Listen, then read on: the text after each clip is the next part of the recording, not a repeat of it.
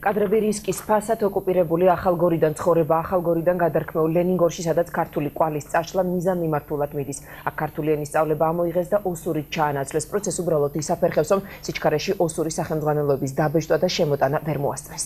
ქართველების სახლები, გადამწვარი და მიტოვებული რუსული და ოსური ბლოკსაგუშაგოები, დაცარიელებული ქუჩები და უბნები ოკუპირებულ ახალგორში რისკის ფასად შესვლა ილია ჭავჭავაძის სახელობის უნივერსიტეტის სატელევიზიო სასწავლო ცენტრის სტუდენტებმა შეძლეს. მათ ჩუმად გადაკვეთეს ეგრეთ წოდებული საზღვარი და სამოყვარულო კამერით გადაიღეს ახალგორი, როგორც ცხოვრობენ საქართველოში, რომელიც ოკუპირებულია. ეს კადრები ილია ჭავჭავაძის უნივერსიტეტის სტუდენტებმა ახალგორში გადაიღეს. ვიდეო მასალაზე კარგად ჩანს მიტოვებული სახლები და დაკეტილი მაღაზიები. სტუდენტები ოკუპირებულ რაიონში ჩუმად ოსურ-რუსული საგუშაგოს გავლით შევიდნენ. მასალის მომზადებისას ოპერატორი ვიდეოკამერას ტანსაცმელში მალავდა. გიორგი ტაბიძე იხსენებს, რომ ნანახმა მასზე დიდი შთაბეჭდილება მოახდინა. გადასვლა გაგვიჭირდა. გადაღებით იღებდით ჩუმად. კამერა გახურული ჰქონდა ტანსაცმელში მაისურში. სტუდენტების მიერ გადაღებულ მასალაში კარგად ჩანს დაცარიელებული ქუჩები. ოკუპაციის შემდეგ ახალგორი მოსახლეობის დიდმა ნაწილმა დატოვა. დარჩენილებს კი ცხოვრება შიში უწევთ. მოსახლეობა მშვიდობას ითხოვს. შეშინებულები რო ვართ. იარაღი ხო იცი გვეშინია და.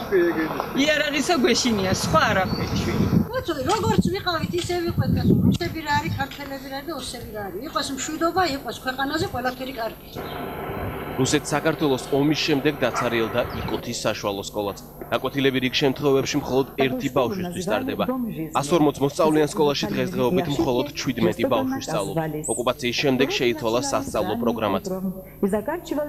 სკოლაში დირექტივები ცხინვალიდან მიდის. სასწავლო პროგრამაში გაჩნდა ოსური ენა და ოსეთის ისტორია, თუმცა სახელმძღვანელოების არარსებობის გამო პედაგოგები ოსური ენის სწავლებას ვერ ახერხებენ.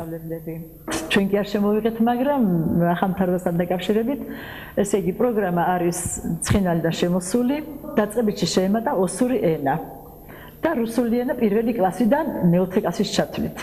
რა ვიცი, არ არის ძალიან ცუდი, მაგრამ როცა ბევრი ბავშვები ვიყავით, მაშინ უფრო მიხაროდა. კლასში. რუსული საწყობის აფეთქების შემდეგ დაზიანდა იკოთის საშუალო სკოლა. ამ დროს გაჩენილი ხანძრის გამო ერთ-ერთი ჭურვის სკოლასთან ახლოს აფეთქდა.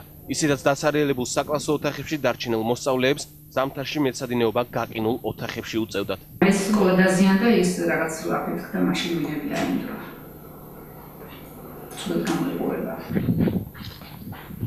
ეს კი ახალგორის სასაფლაოებთან რუსების მიერ გათხრილი სანგრებია. როგორც ადგილობრივები ყვებიან, რუსებმა ეს თხრილები ოკუპაციის შემდეგ გააკეთეს. ახალგორელები ამბობენ, რომ რუსები ამ სანგრებში ქართველების მოლოდინში იყვნენ. მძიმე ტექნიკა ყველა ამაღლებულ ადგილას იყო დისლოცირებული. აი, მithom ჩვენ ჯარისა შინოდაც იქიდან ძალიან შინოდა თქვენ ჯარი კი არა ყავთ, გლები ყავთ ძალიან შინოდ ჩვენ ჯარისა და მithom გააკეთეს ესე სადაც საჭირამდროგვებმა.